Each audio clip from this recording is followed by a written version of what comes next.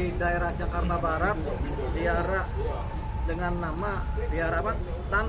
Tien Entang. Tien Entang. Nah, perkara vihara yang sudah adalah vihara dari tahun 2000 juga udah jadi vihara, ya kan? 2000 sampai 2022 berarti sudah 22 tahun menjadi vihara. Ya.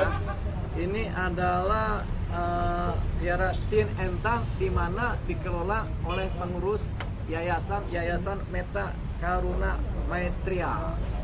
Metta Karuna Maitria, ya kan? Nah, jadi asal usul dari vihara ini adalah adanya kerjasama jemaat, di mana jemaat kemudian berkumpul di wilayah sisi sana di Jakarta Barat. Mereka ingin mengadakan tempat ibadah khusus untuk beribadah agama Buddha. Jadi sekumpulan jemaat itu kemudian bersepakat membuat suatu tempat ibadah. Jadi mereka sekitar tahun 98-99 itu berkumpul, mengumpulkan uang, mencari tanah dan membeli tanah untuk membuat vihara. Nah, dapatlah tanah itu di wilayah Jakarta Barat, tepatnya di mana, Mbak?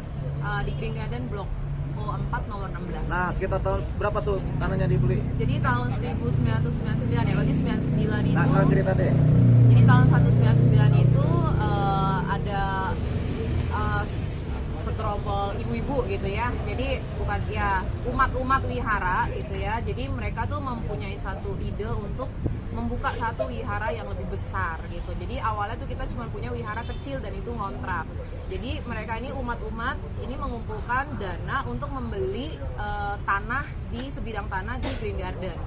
Nah, pada saat itu memang yang mempunyai donasi yang terbesar adalah Ibu Ami, tetapi dibantu oleh beberapa umat-umat pendiri untuk membeli tanah tersebut gitu. Gimana?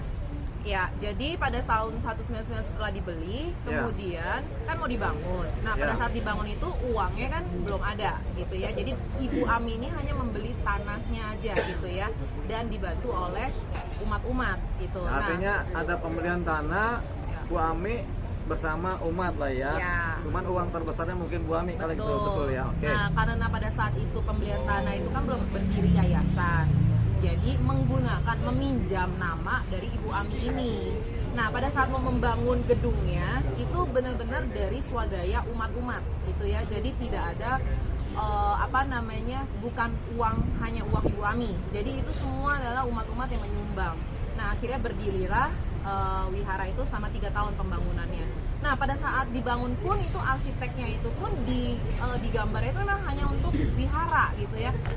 Dari kamar mandinya, dari aulanya gitu ya. Nah, di sini juga nanti ada foto-fotonya. Nah, setelah itu tahun 2002 wihara jadi, dan pada akhirnya kita juga mendapatkan peresmian dari Kementerian Agama Buddha. Pada akhirnya pada saat peresmian itu Kementerian Agama Buddha pun hadir. Pada saat itu adalah Bapak almarhum Cornelius Wawon. Pada saat itu beliau adalah menjabat Dirjen Kementerian Agama Buddha. Jadi diresmikan oleh beliau di tahun 2002. Nah, pada saat 2002 berjalan seiring waktu sampai tahun di 2012 sertifikat tanah itu terbit gitu ya. Karena kan kita ini di developer perumahan. Nah, pada saat terbit itu dari developer memberikan sertifikat tanah itu kepada yayasan, dan kemudian yayasan menyimpan sertifikat tersebut di dalam berangkas wihara. Nah, jadi itu tidak pernah dikeluarkan. Nah, setelah itu karena sertifikat itu masih menggunakan nama Ibu Ami, karena kan pada saat itu belum terbitnya yayasan gitu ya, jadi kita meminjam nama. Oleh karena itu memang Ibu Ami tahu dan sadar bahwa itu memang adalah milik wihara, dibuatlah surat hibah. Jadi pada saat memberikan sertifikat itu didampingi dengan surat hibah untuk wihara. Nah, pada saat itu kita simpenlah di sertifikat tersebut dan surat hibah tersebut di dalam berangkas itu, Bang.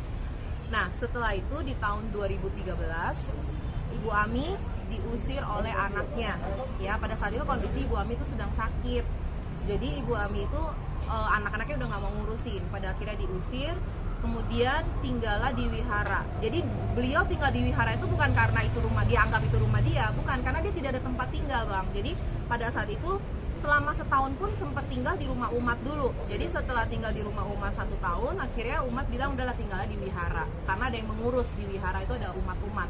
Akhirnya tinggallah di wihara tahun 2013 itu. Pada akhirnya 7 bulanan atau 6 bulanan beliau meninggal dunia di perjalanan dari wihara mau ke rumah sakit, karena itu dia sesak napas gitu ya dan muntah darah. Nah pada akhirnya beliau meninggal di tahun 2013 Ibu Ami itu.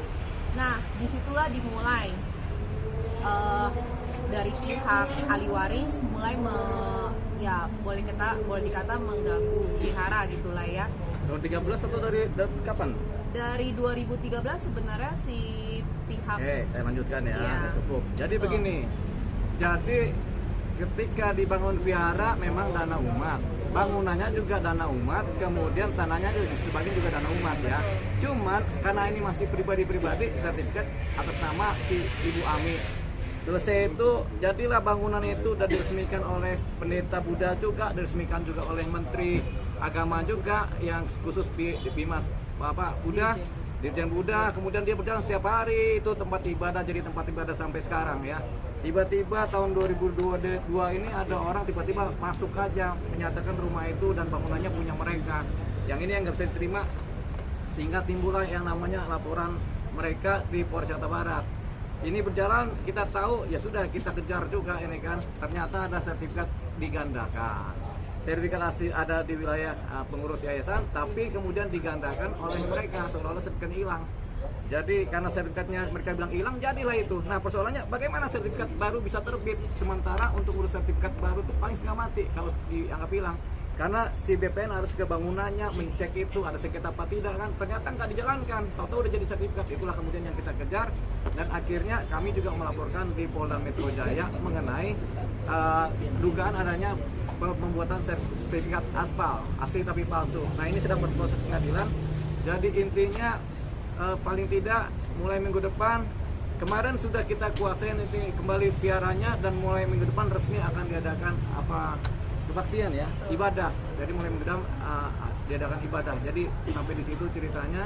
Yang jelas proses masih berjalan, kami tetap konsisten menjaga kepentingan vihara ini supaya tetap menjadi vihara. Karena dari awal berdirinya tanah dan bangunan itu untuk vihara kepentingannya, bukan untuk rumah. Dan bangunan pun umat yang membayar, membeli.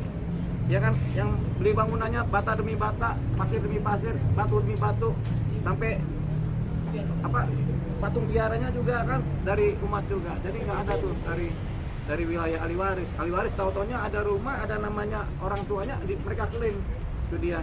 Jadi ini yang kita sedang bongkar nih. Mungkin ini ada mafia tanah juga, mafia di BPN juga mungkin ya. Itu tadi sampai di situ. Lanjut, ada pertanyaan? Oke Bang Dolipa, apa yang disampaikan Mbak Seri dan Bang Dolipa itu cukup jelas gamblang ya. Padahal untuk memberikan sebuah bukti itu gampang saja, beberapa bukti beli pasir segala macam itu ada gitu, dari nol bahkan untuk membangun vihara. Nah, selama ini saya melihat Bang Dolipa galak. Kali ini kok nggak ada galak nih Bang terhadap BPN, terhadap orang-orang yang terkait dengan keberadaan mengakui sebagai vihara milik ahli waris Bang. Kira-kira langkah selanjutnya apa nih Bang buat Abang Dolipa nih? Ya ini kan kemarin kan kita masih anjing kecil, sekarang udah gede lagi nih kan, udah mulai gonggong lagi nih gitu. Jadi paling penting ini dulu nih, waktu pembangunan vihara nih peresmiannya tahun berapa nih? Nah ini tahun berapa nih? Ini pada saat peresmian oleh Kementerian pada tahun 2002. Oke, ini pada saat pembangunan tuh oleh orang-orang vihara sendiri yang mengadakan ya. Kemudian ini, nah di sini ada foto saya nih. Oh nggak ada. Nah, gitu. Ya oke ya. Di sini ada foto para pembangun vihara nih. Ini umat semua nih kan. Di sini ada bangunan. Memang bangunan ini buat vihara ya. Oke. Nah di sini yang paling penting orang berdoa. Ya kan? Ya orang berdoa ini penting di sini ya. Jadi kita lihat di sini. Ini tahun berapa nih? Berapa? 2000 berapa nih? 2019. Oh, 2019. Yang penting mereka. Nah ini bangunannya juga ada nih foto-foto. Jadi ini adalah bukti-bukti otentik di mana memang bangunan vihara dan uang umat kan itu kan. Tiba-tiba ada orang klaim kemudian merampok lagi di sana kan, mengusir-ngusir itu nggak bisa, apalagi menganiaya kan. Ahli warisnya juga hadir sih. Pertanyaan yang tadi adalah tindak lanjut apa? Mulai minggu depan kami sebagai pengacara akan bekerja maksimal untuk mempertahankan ini vihara supaya tetap menjadi vihara, ya kan?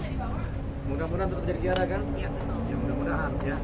Itu aja dengan cara macam-macam. Oke, pertanyaan yang kedua Bang, tahun 2017 sempat masalah ini dipersoalkan dan kemudian dipeti-eskan dalam tanda kutip bahwa tidak cukup kuat untuk mengklaim Viara ini sebagai milik ahli waris Bang. Ya pada waktu itu tahun 2017 ya, karena mereka belum bikin sertifikat baru. Mereka cuma bilang tidak ada bukti kan, sehingga tidak bisa mereka mengusir Viara kan. Tiba-tiba ketika mereka mengurus ada bukti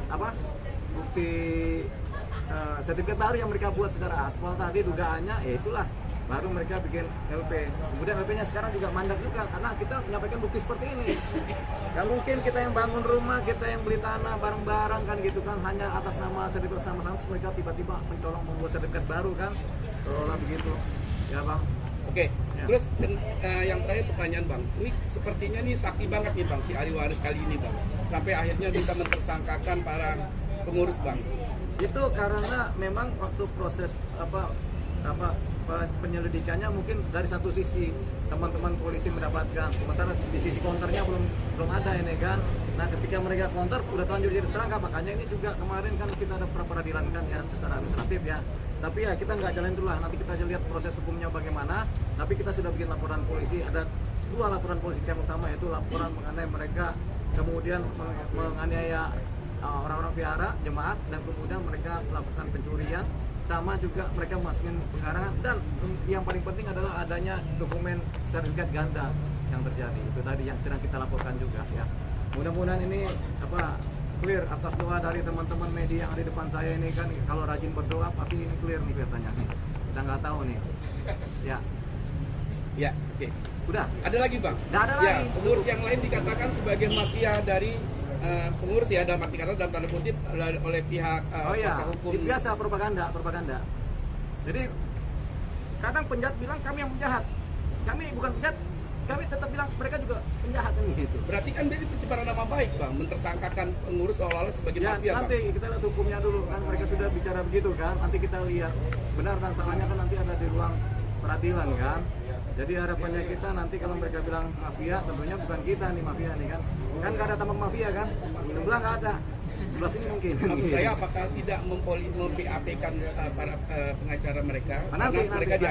Pengurus dianggap sebagai Dengan mereka menganiaya, yang masuk ke Viara itu menganiaya jemaat, tentunya ada perintah gitu. Tentu perintah dari pengacara. Gak mungkin ada orang berani masuk Viara tanpa perintah dari pengacara kan, sampai menganiaya. Biru-biru kan? Iya betul. Ada yang biru, ada yang hijau. Bang, ini Ya. merasa aliran tuh tajam ke bawah tumpul ke atas sih Bang, atas kasus ini Bang? Oh enggak.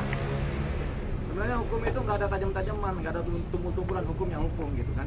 Yang bilang hukum tajam sama tumpul kan kita aja. Padahal hukum itu ya hukum, yang tajam kan pisau, ya enggak? Pisau sama peda, kalau orang Manado bilang kita peda kan gitu kan. Kalau bahasa orang Jawa ya golok. Ya. Oke Bang, seberapa yakin Bang bahwa kasus ini dapat dimenangkan? Nah, kita nggak pakai ilmu keyakinan. Kalau keyakinan kan sama Tuhan aja kita yakin kan. Tapi kita percaya. Nah ini ilmu kepercayaan nih. Yakin sama percaya agak mirip-mirip. Jadi kita percaya polisi akan bertindak bijaksana dan penegak hukum akan bertindak bijaksana dengan dasar cerita ini. Cerita-cerita ini menjadi bukti gambar yang tidak bisa dibantahkan bahwasanya memang begitulah adanya. Ini adalah memang dibuat untuk Viara, bukan ke rumah. Jadi kalau ada yang bilang, oh ini klaim rumahnya mereka, ya ini bukan rumah, ini tempat ibadah. Gitu. Jadi itu tadi, ya tempat ibadah umat Buddha. Ini Buddha ini ada alirannya nggak sih, Mbak? Ya, Maitreya. Maitreya. Nah, kita belum tahu nih alirannya Maitreya.